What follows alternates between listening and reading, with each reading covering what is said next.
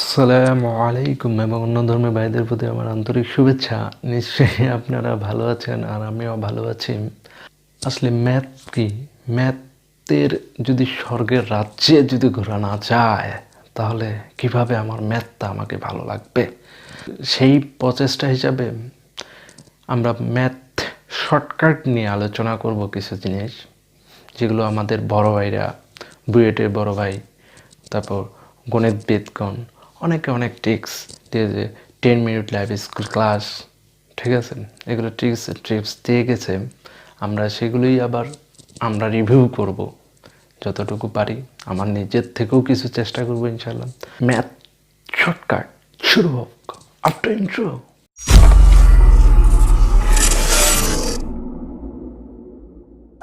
Like and like this video. Please comment, share and subscribe. L.T.M Eureka on YouTube channel. আমাদের অনেকের লব হর মনে থাকে না, যে কোনটা লব কোনটা হর। আমরা জানি যে উপরেরটা লব না নিচেরটা হর, না উপরেরটা হর না নিচেরটা লব। আহা, মনে থাকে না, বড় টেনশন। ঠিক আছে, সেটাই আমাদের শর্টকাটে কীভাবে মনে রাখা যায় দেখুন, যে কোনো জিনিসের উপরে লব থাকে, নিচে হর্ট থাকে, ঠিক আছে, মনে থাকে না উপরের লব কীভাবে থাকে, নিচের হর্ট কীভাবে থাকে। টেকনিক আমি দুইটা বলবো, দুইটা বলেই সহজ হবে। যেমন দেখো, এটা একটা কিসের মতো দেখতে? লোহার মতো শক্ত দণ্ড না? ঠিক আছে, শক্ত দণ্ড কিনা? তাহলে আমরা যদি লিখি লোহা, ঠিক আছে, তাহলে দেখুন সামনে কি আছে? ল। তাহলে প্রথমে হচ্ছে লব, ঠিক আছে, তারপরে হচ্ছে হর, ঠিক আছে। মনে হচ্ছে আর স্মরণ হারাবে না ইনশাল্লাহ। তাহলে এটা কিসের মতো দেখতে? লোহা। তা আমরা আরেকটা দেখি, আরেকটা টেকনিক লব হর মনে রাখার।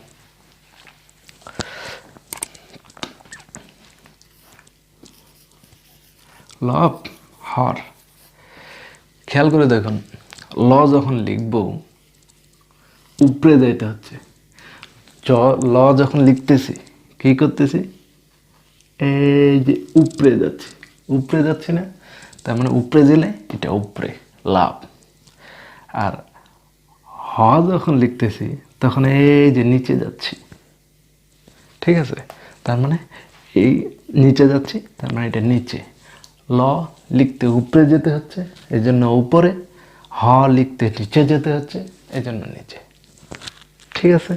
তাহলে লব আর হর মনে হারার কথা ইনশাল্লাহ না, ঠিক আছে।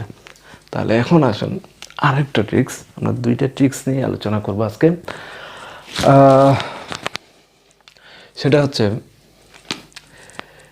লেস দেন আর গ্রেটার দেন, ঠিক আছে। এটা মনে থাকে না, এখন আগে মনে রাখার চেষ্টা করি। দেখুন, এইটাকে মনে রাখার চেষ্টা করি, যে কোনো একটাকে মনে রাখার চেষ্টা করলে আরেকটা অটোমেটিকলি মনে থাকবে। আমাদের সমস্যা কিন্তু সেখানে, আমরা জানি যে এটা লেস দেন একটা গ্রেটার দেন, কিন্তু কোনটা লেস দেন কোনটা গ্রেটার দেন সেটাই কিন্তু মনে থাকে না। সেই জিনিসটাকে আমরা একটা মনে রাখার চেষ্টা করব, তাহলে বাকিটা অটোমেটিকলি মনে থাকবে। লেস দেন যদি ইংরেজিতে লিখি LES, লেস দেন, ঠিক আছে, লেস দেন, তাহলে খেয়াল করুন তো, এইটা লিখতে এল লিখতে, এলটা কীরকম খেয়াল করুন তো, এই যে এইরকম না এলটা, যেটা এইটার মতো দেখতে, তার মানে এটাই লেস দেন। আর তাহলে এটা যদি লেস দেন হয় তাহলে এইটা হবে গ্রেটার দেন। দ্যাটস ইজি, ঠিক আছে, অবশ্যই মনে হারার কথা না। তাহলে লেস লিখতে গেলে যেমন এল এর মতো লাগতেছে এটা। লেস দেন আর গ্রেটার দেন নিয়ে একটু কথা বলি, যে আমাদের এলাকার মুশফিক আর ক্রিকেটার মুশফিক এসেছে, তাহলে আমি কার দিকে দেখে থাকবো? হাঁ করে, অবশ্যই ক্রিকেটার মুশফিকের দিকে। ওর এলাকার মুশফিক তো সবসময় দেখতেছি, ঠিক না? আর ক্রিকেটার মুশফিক এসছে বহুত দিন পর দেখা, দেখি নাই, দেখা হবে কি না, ঠিক আছে। মুশফিকের দিকে হাঁ করে দেখে থাকবো, ঠিক আছে। কারণ এলাকার মানে কথা হচ্ছে যে এলাকার মুশফিক সবসময় দেখি, আর ক্রিকেটার মুশফিক আমি নাও দেখতে পারি, তার দামটা একটু আমার কাছে তখন বেশি। অতএব মানে লজিকটা এই জন্য বলতেছি, যার মান বড় তার দিকে মুখটা থাকবে, ঠিক আছে। যেমন ক্রিকেটার মুশফিক, এলাকার মুশফিক, কার দিকে থাকবা? ক্রিকেটার মুশফিকের দিকে। তাহলে আমাদের এটাই হচ্ছে লেস দেনের গ্রেটার দেনে, যার পাশে মুখটা, যার মান বড় তার পাশে আমাদের মুখটা থাকবে, এইটাই, অন্য কিছু পার্থক্য না। যেমন এইটাকে যে আমি সংখ্যাগুলোকে চেঞ্জ না করে আমি যদি এটা ব্যবহার করি, এই জিনিসটাই যখন এখানে আমি বসাবো, তাহলে কোনটা বসাবো খেয়াল করে দেখো। যার মান বড়, কে বড়? 5 বড়, তো 5-এর দিকে মুখটা থাকবে। মুখটা থাকতে গেলে আমি তো এটাতে চেঞ্জ করতে পারবো না, তাহলে এইটা বসাবো, ঠিক আছে, এটা বসাবো।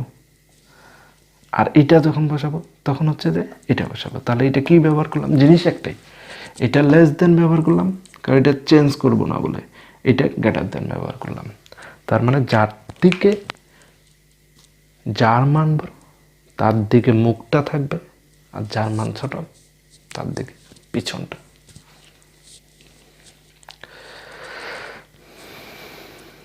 ঠিক আছে, তো অবশ্যই এই ছোট্ট দুইটা ট্রিক্স নিয়ে আসলাম।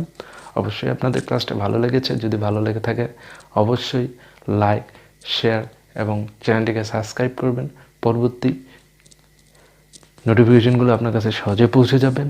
আর আপনাদের অসংখ্য ধন্যবাদ জানাচ্ছি আমাদের সাথে থাকার জন্য। পরবর্তী ক্লাস দেখার আমন্ত্রণ জানিয়ে আজকের মতো এখানে বিদায় নিচ্ছি।